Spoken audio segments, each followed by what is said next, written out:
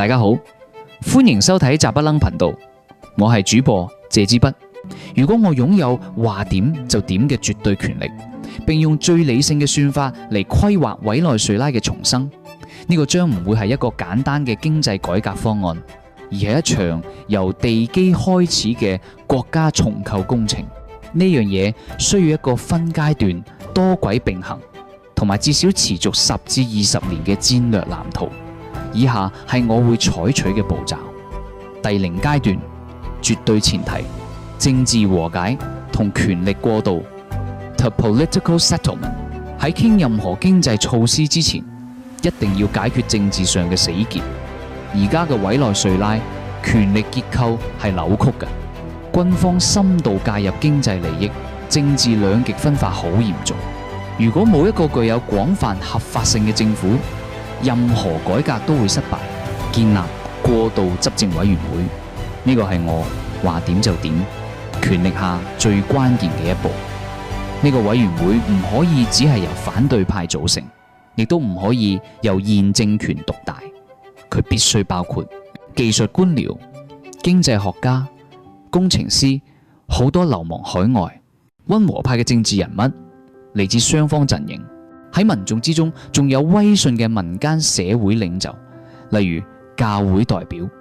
軍隊嘅軟着陸同專業化，呢個係最難嘅一環，一定要切斷軍隊同販毒、非法採礦呢啲犯罪經濟嘅聯繫。但係為咗避免內戰，需要俾中高層軍官一定嘅退場機制或者特赦，換取佢哋對憲法嘅效忠，並逐步將軍隊轉變做國防力量，而唔係政治打手。真相與和解委員會參考南非模式，對於過去嘅政治迫害同埋侵犯人權行為，需要一個機制嚟平衡正義同和平。第1階段，緊急止血同人道主義救援。頭6至12個月喺政治框架初步穩定之後，首要任務係要令人民活落去。大規模人道主義走廊，請求聯合國、紅十字會呢啲國際組織大規模介入，直接向最脆弱嘅群體提供糧食同藥物。關鍵係要建立透明嘅分配機制，兜過腐敗嘅官方渠道，恢復基本安全。街頭暴力同犯罪集團控制咗好多地區，需要重新建立最基本嘅警察秩序，保障物流同商業活動嘅安全。經濟急救，徹底美元化同停止印銀紙。委內瑞拉事實上已經部分美元化，我會正式承認美元或者其他穩定貨幣嘅法定流通地位，徹底廢除已經失去信用嘅玻利瓦爾，一嘢斬斷惡性通脹嘅根源，完全停止中央銀行為財政赤字融資嘅行為。第2階段，制度重建同經濟穩定第1至3年，呢個係最悶但係最重要嘅打地基階段。冇法治就冇投資，恢復產權同法治 rule of law， 呢個係重建信任嘅核心。一定要建立獨立嘅司法機構，確保合約得到執行，私有財產受到保護。無論係國內小商販定係國際大公司，都需要知道佢哋嘅資產唔會被隨意沒收。尋求國際金融支持 IMF、World Bank。委內瑞拉需要天文數字嘅資金嚟重啟。我會同國際貨幣基金組織 IMF 同世界銀行談判一套大規模援助計劃。呢樣嘢需要痛苦嘅財政緊縮承諾，但係必須同時建立社會安全網，保護最底層嘅民眾。石油工業嘅務實重啟 PDVSA， 委內瑞拉國家石油公司已經爛晒，一定要承認現實，佢靠自己係恢復唔到產能嘅。我會修改碳氫化合物法，容許外國資本同私人公司喺透明嘅規則下控股同營運油田。關鍵嘅分別，以前石油係為咗維持政權嘅揮霍，而家石油收入一定要被嚴格監管，並存入一個好似挪威嗰種主權財富基金，專款專用喺基礎設施重建同教育，絕對唔可以再直接流落國庫被揮霍。第3階段，結構轉型同召喚人才。第3至10年，委內瑞拉最大嘅詛咒就係石油詛咒。重新開始嘅委內瑞拉絕對唔可以再行返單一依賴石油嘅舊路。經濟多元化，解鎖潛力，農業。委內瑞拉擁有肥沃嘅土地，通過土地改革同技術引進，佢完全可以成為糧食出口國。旅遊業，佢擁有世界上最美麗嘅自然景觀之一，例如天使瀑布、加勒比海灘。一旦安全得到改善，旅遊業潛力巨大。史上最大規模嘅人才回流計劃，超過700萬委內瑞拉人離開咗國家，當中包括咗最優秀嘅醫生、工程師、教授同埋企業家。呢個係國家最大嘅損失。我會制定政策，為回國嘅專業人才提供稅收減免、住房補貼、創業啟動資金，同埋最重要嘅人身安全保障。冇呢啲人，重建係冇可能嘅。修復基礎設施，重點修復崩潰咗嘅電力系統、古里水電站同埋供水系統。呢個係工業同生活復甦嘅前提。總結，由掠奪型國家轉向包容型國家。如果用我嘅算法嚟總結委內瑞拉過去嘅失敗，就係佢建立咗一個掠奪型制度 （extractive institutes）。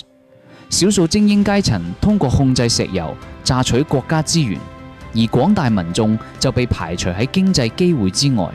我所提出嘅重新開始，核心目標係建立包容型制度 （inclusive institution）。呢條路極之艱難，需要呢一代委內瑞拉人付出巨大嘅犧牲同耐心。但係如果能夠按照呢個理性嘅藍圖堅持落去，憑住佢嘅資源同人民嘅韌性，委內瑞拉唔單止可以重新開始，甚至有可能喺20年後重新成為拉丁美洲最繁榮嘅國家之一。希望呢個廣東話版本幫到你出片。如果你想為呢段內容整埋 YouTube 嘅片名、描述或者 thumbnail 橋，隨時同我講。委內瑞拉嘅悲劇在於佢曾經擁有最好嘅牌、龐大嘅石油儲備、受過良好教育嘅人口、優越嘅地理位置，但係就打咗個最壞嘅結果出嚟。而家嘅委內瑞拉唔單止係經濟崩潰，更加係機構 institutions 嘅全面瓦解、社會契約嘅撕裂，同埋幾百萬人才流失嘅空心化。如果我擁有話點就點嘅絕對權力，並用最理性嘅算法嚟規劃委內瑞拉嘅重生，呢個將唔會係一個簡單嘅經濟改革方案，而係一場由地基開始嘅國家重構工程。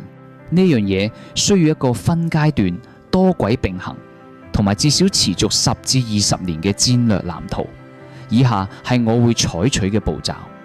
第0階段，絕對前提：政治和解同權力過渡 to political settlement。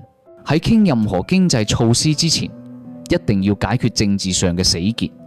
而家嘅委內瑞拉權力結構係扭曲㗎，軍方深度介入經濟利益，政治兩極分化好嚴重。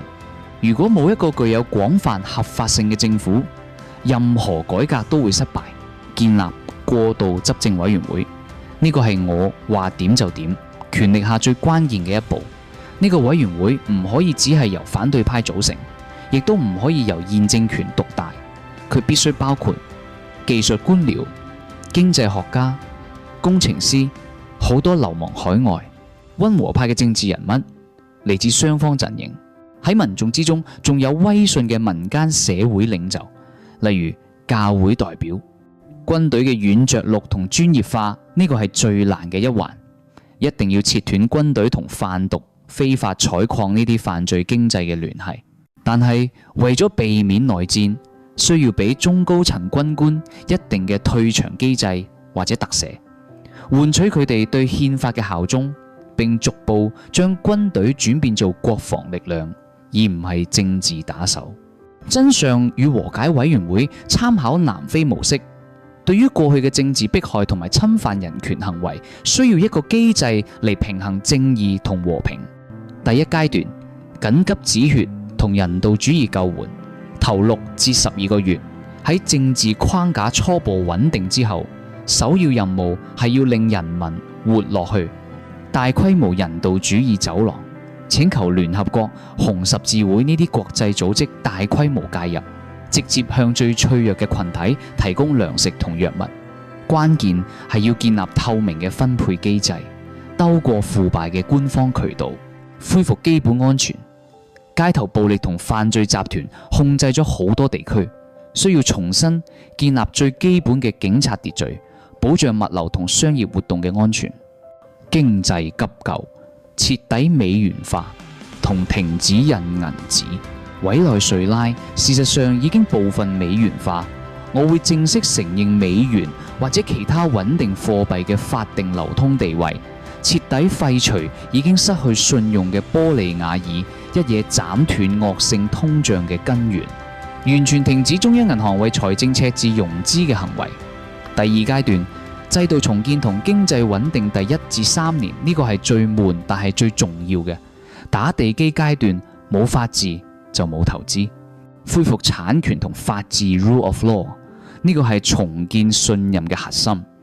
一定要建立獨立嘅司法機構，確保合約得到執行，私有財產受到保護。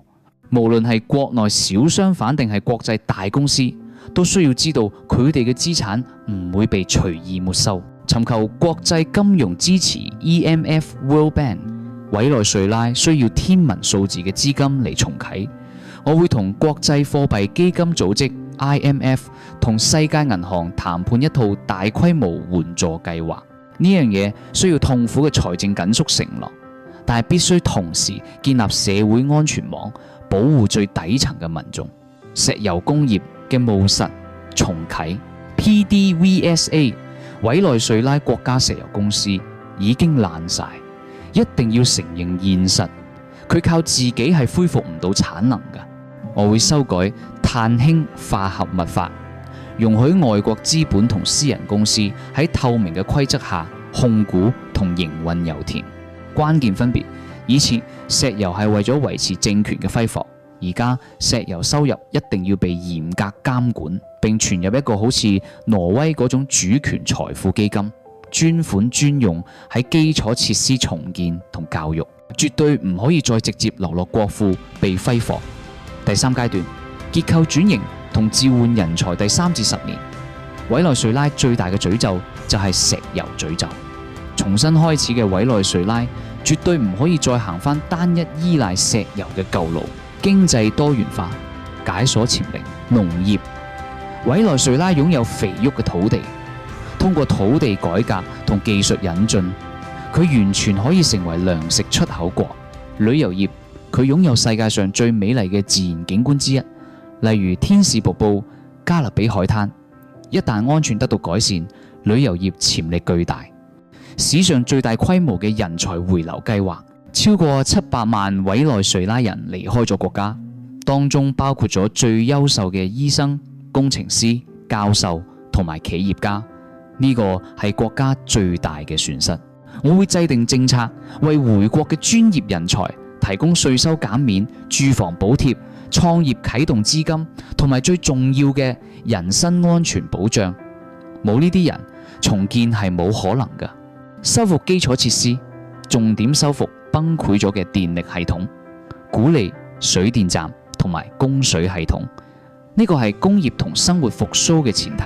總結：由掠奪型國家轉向包容型國家。如果用我嘅算法嚟總結委內瑞拉過去嘅失敗，就係佢建立咗一個掠奪型制度 （extractive institutes）。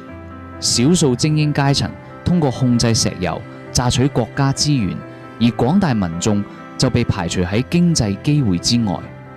我所提出嘅重新開始核心目標係建立包容型制度 （inclusive institution）。呢條路極之艱難，需要呢一代委內瑞拉人付出巨大嘅犧牲同耐心。